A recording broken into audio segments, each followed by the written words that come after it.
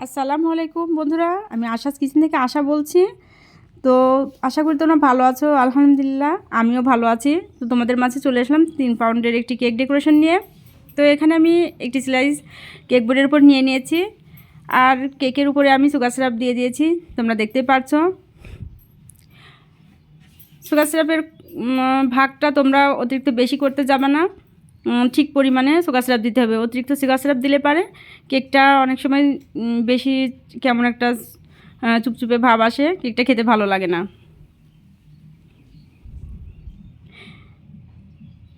এই তো আমি সুগার সিরাপ দিয়ে নেওয়ার পরে উপরে আমি ক্রিম দিয়ে নিচ্ছি, ক্রিম দিয়ে কভার করে নিচ্ছি প্রথম স্লাইসটি। এই তো আমার প্রথম স্লাইসটি ক্রিম দিয়ে কভার করে নেওয়া হয়ে গেছে। এবার আমি দ্বিতীয় স্লাইসটি কেকের উপরে দিয়ে দিচ্ছি। আমি চারো ধার দিয়ে আগে সুগার সিরাপ দিচ্ছি, তারপরে মাঝে সুগার সিরাপ দিয়ে নিয়েছি। এবার আমি ক্রিম দিয়ে নিচ্ছি আবারও।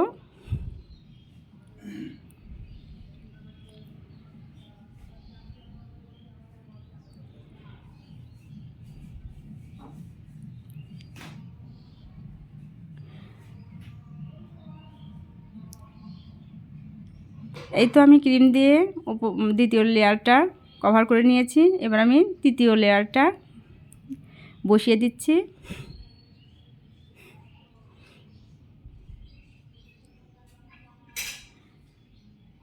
আবারও সুগার সিরাপ দিয়ে নিচ্ছি।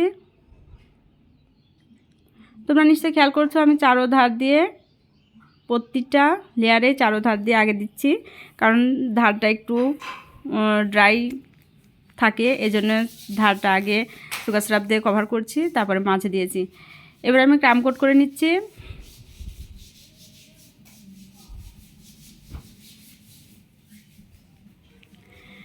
ক্রাম কোট করে নেওয়ার পরে আমি এই কেকটাতে সাইডটা ফাঁকাই রাখবো। আমি আগেই ক্রিম দিয়ে কভার করব না, কারণ সাইডটিতে আমি অন্য একটি ডিজাইন করব নজলের মাধ্যমে।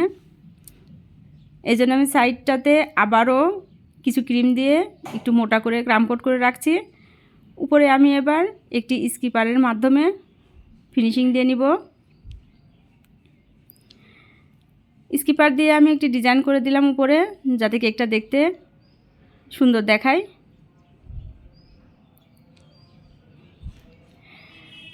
আমি কেক বোর্ডটা এবার ক্লিন করে নিচ্ছি, কেক বোর্ডের সাইডটা ক্লিন করে নিচ্ছি। কেক নিয়ে তোমরা নতুন নতুন যারা কাজ করছো, তোমাদের কেকের বিষয়ে কোনো কিছু জানার প্রয়োজন হলে অবশ্যই আমাকে জানাবা। আমাকে জানালে আমি চেষ্টা করব তোমাদের প্রবলেম সলভ করার জন্য।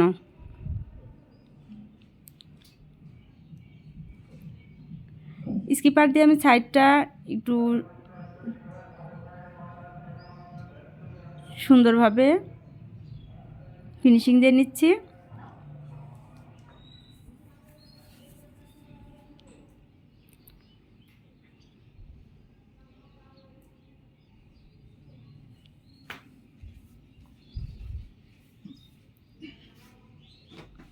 এবার আমি নজলের মাধ্যমে সাইডে একটু ইউনিক ডিজাইন দিয়ে দেব, তোমরা দেখতেই পারবে।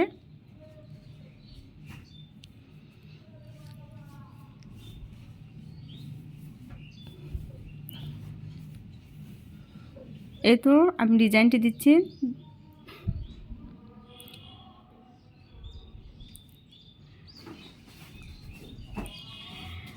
আমি ডিজাইনটি দিচ্ছি পাতা নজেল দিয়ে, যে ডিজাইনটি আমি এই ডিজাইনটি দিচ্ছি। আমার এই নজেলটি হচ্ছে পাতা নজেল, যে নজলটি দিয়ে তোমরা পাতাগুলি দিয়েও আর কি কেকের মধ্যে, সেই নজলটা দিয়েই তোমরা এই ডিজাইন করে নিতে পারবে। এতে আমার সাইড ডিজাইন দেওয়া হয়ে গেছে। এবার আমি উপরে একটু বর্ডার দিয়ে নিচ্ছি সাইডটাতে।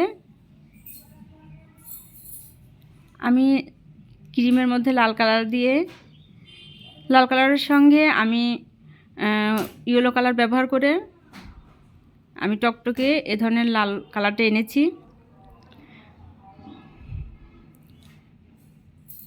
এবার আমি কিছু চেরি বসিয়ে দিচ্ছি কেকের মধ্যে, দেখতে পাচ্ছো।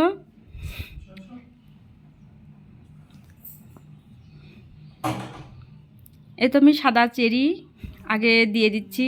কেকের মধ্যে চেরিগুলি বসিয়ে দেওয়ার পরে তারপরে আমি এখানে কিছু রোজেট ব্যবহার করছি। আমি রোজেট তৈরি করে নিয়েছি। এবার আমি চেরির মাঝে মাঝে রোজেটগুলি বসিয়ে দিব। তোমরা ভালোভাবে খেয়াল করলে এই রোজেটটা তোমরাও তৈরি করতে পারবে।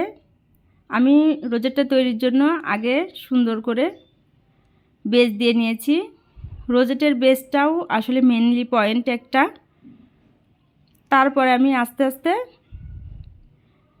রোজেট তৈরি করে ফেললাম। দেখতেই পারছো অনেক সুন্দর রোজেট তোমরাও তৈরি করতে পারবে এভাবে বারবার প্র্যাকটিস করলে। আসলে সব কিছুই প্র্যাকটিসের একটা বিষয় আছে, আর প্রতিটা ফ্লাওয়ারের পিছনেই বেশি বেশি বেশি প্রয়োজন প্র্যাকটিসের। তোমরা যত বেশি প্র্যাকটিস করবে ততই তোমাদের ফ্লাওয়ারগুলো অনেক সুন্দর হবে। এই তো আমি রোজেটটা তোমাদের দেখিয়ে দিলাম কাছ থেকে।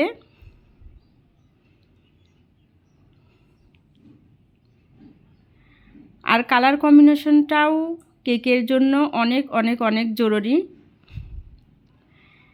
কারণ কালার কম্বিনেশন যদি কেকের মধ্যে সুন্দর না তৈরি করতে পারো তোমরা, তাহলে কেকটা সুন্দরভাবে ফুটে ওঠে না।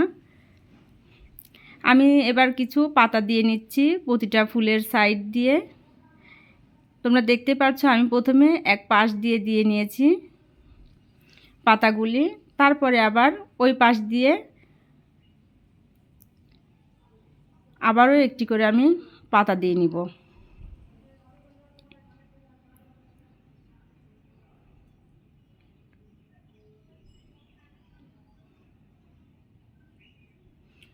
আসলে আমার একটু অসুবিধা হচ্ছে আসলে এই সাইড থেকে পাতাটা দিতে, কেমন জানি একটু উল্টা মনে হচ্ছে আর কি। যাই হোক, আমার পাতা দিয়ে নেওয়া হয়ে গেছে। তো তোমরা যারা আমার ইউটিউব চ্যানেল থেকে দেখছো তারা আমার চ্যানেলটিকে লাইক কমেন্ট শেয়ার করে আমার পাশে থাকবে নতুন নতুন ভিডিও পেতে। আর তোমাদের কেক নিয়ে যার যা সমস্যা আমাকে জানাবা, আমি জানালে অবশ্যই চেষ্টা করব তোমাদের সমস্যা সলভের জন্য। তোমরা দেখো আমার কেকটা কত সুন্দর ফুটে উঠেছে। আর আমি এখানে সাদা ফুলের মাঝে কিছু ডিপ লাল কালার দিয়ে রেনু দিয়ে দিয়েছি চেরিগুলিতে।